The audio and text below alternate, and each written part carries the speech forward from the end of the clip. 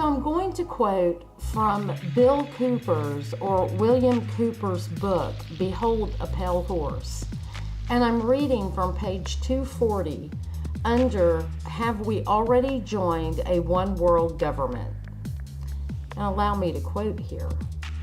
The executive, judicial, and legislative branches of the U.S. government have followed the policy that the United Nations Treaty approved under the UN Participation Act of 1945 in behalf of the United States of America by Harry S. Truman and the United States Senate, which treaty supersedes the United States Constitution under the terms of Article 6 of the United States Constitution. The Council on Foreign Relations created the United Nations. Their member agents, Alger Hiss and Leo Pazvalsky, did the paperwork, but the honors went to a special committee appointed by President Roosevelt to draw the first draft of the charter.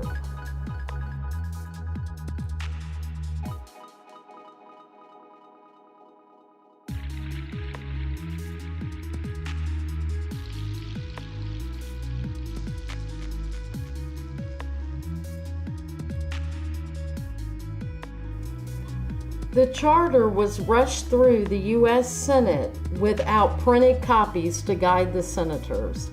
It was explained to them by Russian-born revolutionary Leo Pazvalsky. The charter conferred no real power on the General Assembly. All of the power was in the Security Council, where the veto was.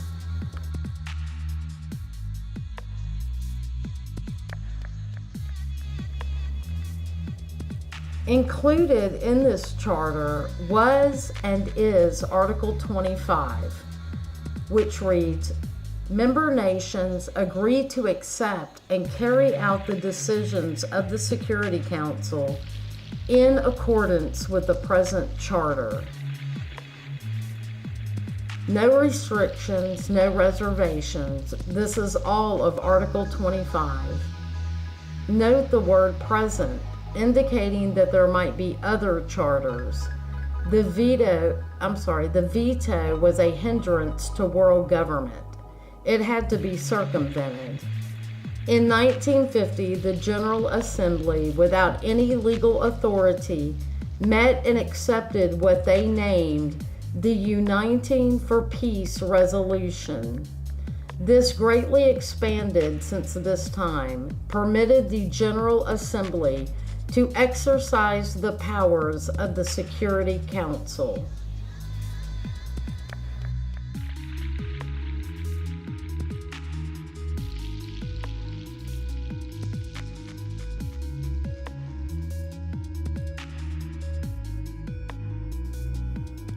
It continues, the government of the United States recognizes the illegally amended charter as the law of the world, overriding our Constitution. The General Assembly has for years been making the law of the world by ratifying resolutions by a 2/3 majority vote. When the resolution is ratified and it's sent down to the chief executive of the member state, and the executive is obliged to accept and carry out the provisions in the resolution.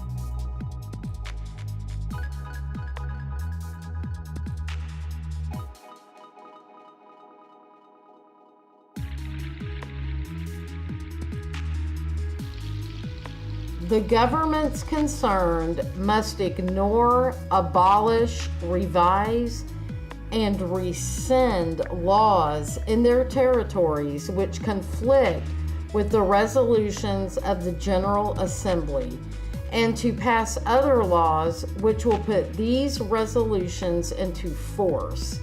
One man, one vote comes through resolution number 1760.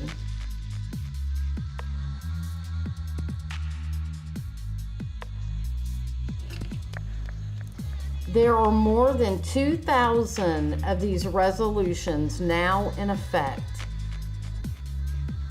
They are the law of the land. Our civil rights laws, or sections of which come from the Nuremberg resolutions, our agricultural laws, our health and welfare laws, our labor laws, our foreign aid laws, all come from resolutions of the General Assembly or treaties of the UN ratified by our Senate. Any law passed in your state will be rescinded or abolished if it is in conflict with resolutions of the General Assembly.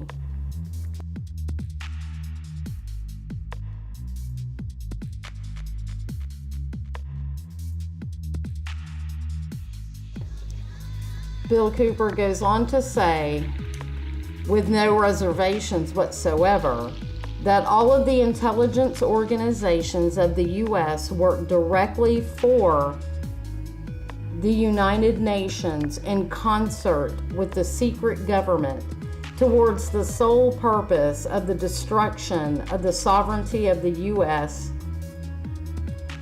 and bringing about the one world government. The authority cited for these efforts is Article 6 of the Constitution, the United Nations Treaty, and the UN, or United Nations Participation Act of 1945, signed by Harry S. Truman with the advice and consent of the U.S. Senate.